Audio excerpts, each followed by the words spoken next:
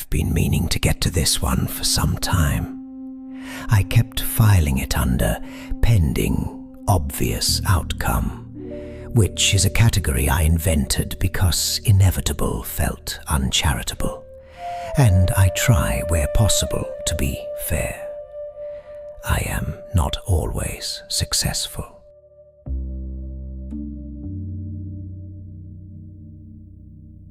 This civilization called their system the connective. It had other names before that, several, in fact, across several decades. But by the time this file becomes relevant, everyone called it the connective. The way you call a scar by the name of the wound that made it, rather than the wound itself. It had become by then the primary place where this civilization spoke to itself, where it argued, where it grieved, where it announced things, where it fell in love occasionally, and more frequently fell out of it. If something happened in this civilization and it did not appear on the connective, there was a quiet but genuine question of whether it had happened at all. This will become relevant shortly. The connective was not owned originally by anyone in particular. It had emerged, as these things tend to, from a combination of ambition, funding, and the specific kind of idealism that is indistinguishable from its opposite until you're already inside it. By the time our file opens, it was owned by a series of investors who were owned in turn by their own investors, which is a structure that the civilization had developed for diffusing responsibility to the point of invisibility. This too will become relevant. The file concerns two people. I will begin with the one who, by conventional measures, won. His name was Voss. Voss had built things before, useful things, a system for tracking the movement of goods across continents, a method of storing information that was faster and cheaper than anything before it. He was, by the judgment of his civilization, a builder of things that worked, which is not the same as a builder of things that were good. But his civilization had not yet developed reliable instruments for measuring the difference. He was admired. He was wealthy in the way that stops being a number and becomes instead a kind of weather. Ambient, structural, something you simply exist inside of rather than possess. He acquired the connective on a Tuesday. He paid what his civilization considered an extraordinary sum, which is to say, a sum extraordinary enough to be reported breathlessly in the press and forgotten within a week. He said at the press conference that he believed in free expression. He said this sincerely. I want to be clear about that. Voss was not lying. Voss was, at all times, the most honest man in any room he entered. Honest about his intentions, honest about his values, honest about what he believed good to mean. The difficulty which I have observed across a remarkable number of files is that sincerity is not a substitute for wisdom, and belief is not a substitute for understanding what you don't yet know. He made several changes in the first month, small ones. He adjusted the recommendation system, the mechanism that decided which posts traveled far and which traveled short.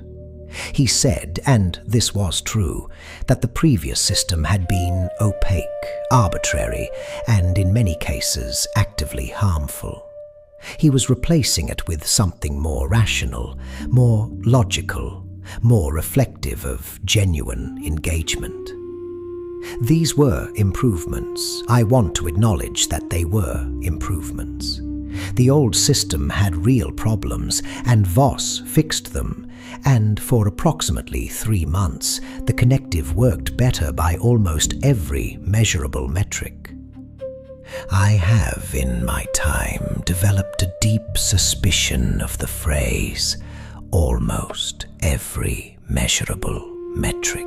What it generally means is every metric we thought to measure.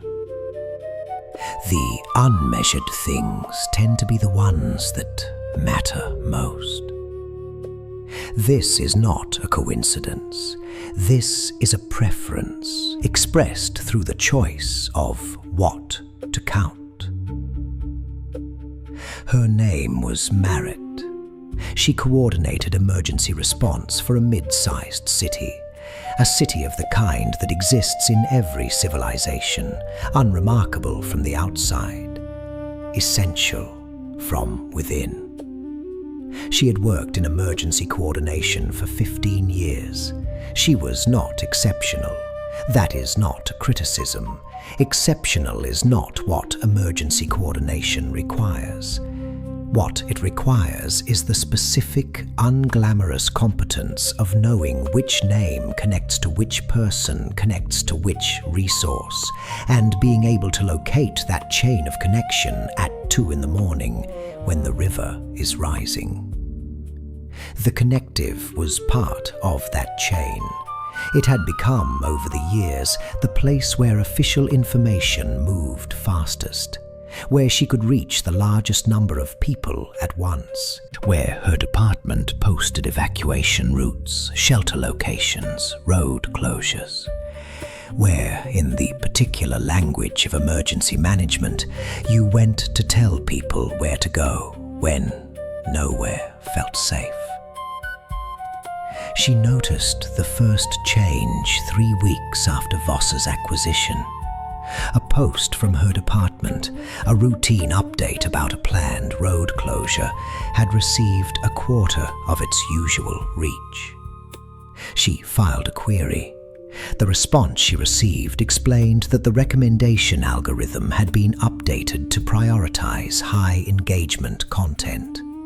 Her road closure notice had not generated sufficient engagement. This was, the response assured her, simply the algorithm reflecting genuine audience interest. She flagged it internally, filed a formal query with the Connective's new management, received 6 weeks later a reply explaining that government accounts were being moved to a new verification tier, which would restore their reach once the verification process was complete. The verification process had a backlog of 14 months. She went back to work. There was always work. The distance between a problem has been identified and the problem is being solved is where most of the damage happens.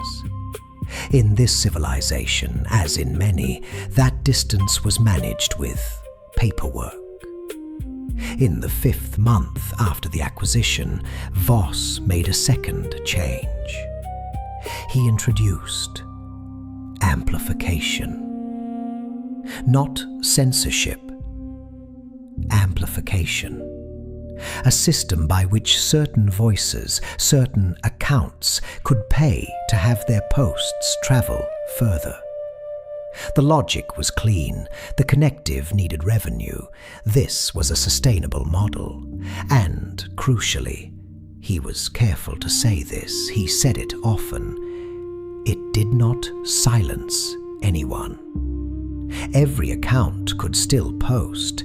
Every post could still be seen. Some posts would simply be seen by more people because the people behind them had chosen to invest in their reach. He called it democratizing influence. Marit called it something else in a conversation with a colleague, in a tone that did not make it into any official record. Then she updated her department's emergency communication protocols to include backup channels, a newsletter, an older system from a previous decade that nobody used for anything fun anymore. She updated contact lists by hand.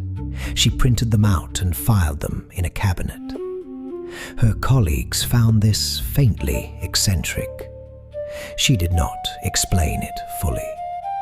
She had learned by then that explaining things fully to people who had not yet experienced them rarely produced the intended result. There are people in every civilization who see the pattern early. They are not prophets. They are simply paying attention to different things than everyone else. They are rarely thanked for this.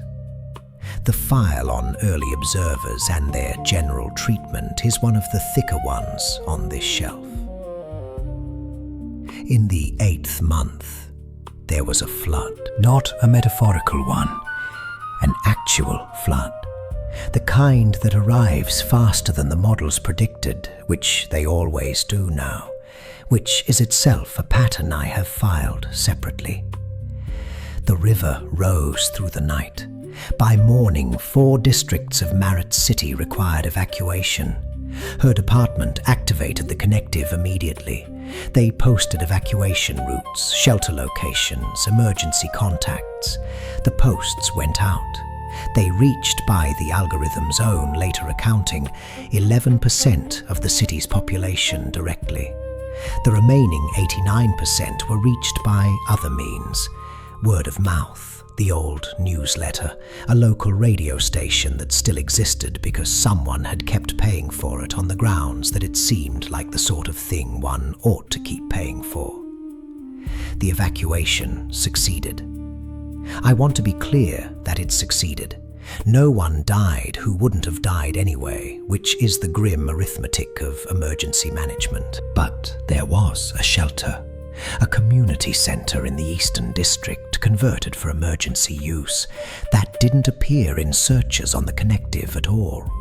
Its account had not completed the new verification process. Its posts didn't travel. 3 families drove in widening circles for 40 minutes before a neighbour on foot recognized them and pointed them toward it. 40 minutes. In a flood. Driving. The families were fine. I have filed this under the margin. The margin is not dramatic. The margin is the gap between what the system was designed to handle and what the situation actually required. In the files I maintain, the margin is where most of the damage lives. Not in catastrophes, in the 40 minutes. In the shelter that doesn't appear. In the road closure notice that reached 11% of the people who needed it. The margin accumulates quietly, invisibly, until one day it doesn't. But that day is not in this file. This file ends differently. In the 14th month, Voss responded to his critics. There were critics by then. There are always critics by then. He held a public conversation, on the connective naturally, in which he addressed the concerns that had been raised. He was thoughtful. He was open. He commissioned an independent audit of the platform's effects. The audit, conducted by a firm he had not selected but had no reason to object to, found that the connective under his management was faster, more reliable, and more financially stable than it had been under any previous ownership. It found that the volume of content had increased by 40%. It found that user sessions were longer and engagement was higher. Every metric the audit measured showed improvement. The audit did not measure what Marat's department reached during the flood. It was not designed to measure that. You cannot commission a study to measure what you have not yet thought to look for. and the people who might have told Voss what to look for were, by then, not in the rooms where the decisions were being made. This is also a pattern. I have a shelf for it. Voss presented the findings at a conference. He received applause. He was, by any fair accounting, a man who had taken a broken thing and made it work better. This was true. He held the audit results up as evidence that the concerns had been overstated and the critics had been operating on feeling rather than data. This was also, in its way, true. The critics had been operating partly on feeling. The feeling, it turns out, was correct. But feeling and data are not equally legible in a room full of people who have decided which one counts. He was not lying. He was not malicious. He was a man who had measured everything he knew to measure and found it satisfactory, and who did not know what he did not know, and who, and this is the part I find most worth sitting with, was entirely reasonable by every standard his civilization had developed for evaluating reasonableness.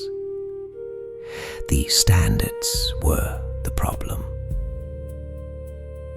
Marrett retired early. Not dramatically, no resignation speech, no public statement. She simply reached the end of a contract, did the calculation that she had described herself to her sister as the math of the rest of my working life, and decided that the math no longer added up to what she had thought she was doing. She kept the notebook, physical, small blue cover, the kind sold at stationery shops that still exist on the edges of commerce, serving the small population of people who find comfort in things that can be lost in a fire rather than a server update. In the notebook, she wrote the old names, the organizations, the contacts, the locations that had existed under the previous system and had been renamed, reorganized, or simply allowed to drift out of the connectives index. She wrote them down in case anyone needed them. Her successor did not use the notebook. Her successor had grown up with the connective and found the old names the way one finds a foreign language.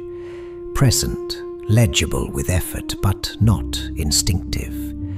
Not the language you think in. This is how a civilization loses a map. Not by burning it, by raising a generation that reads a different one. The civilization survived. It is, by most measures, doing quite well. The connective is excellent. Voss is celebrated. There is a building with his name on it at a university in the capital, which has a department dedicated to studying the history of communication. The department uses the connective in its research. This is not ironic to anyone currently inside it. There is no longer a shared sense of what is happening. Everyone has access to vast quantities of information.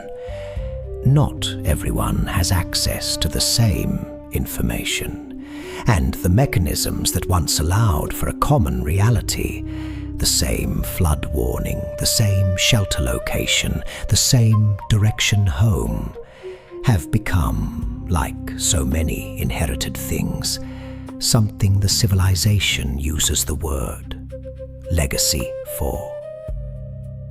Legacy systems, legacy infrastructure, legacy ways of knowing where things are. The word legacy in this civilization means old. It also means no longer our problem. I have filed this under Voluntary Diminishment, Category 7, the map. The civilization did not lose its map. It traded it for several better ones. The better ones do not agree with each other on where things are. The civilization has not yet noticed that this is a different kind of lost. This file is now closed. I have, as it happens, a file very much like this one that remains open. I won't specify which civilization. You'll know it by the feeling of recognition, which I trust you're already experiencing. The margin is still accumulating. I have noted it in the active ledger. As always, the warning has been filed. Do try to surprise me.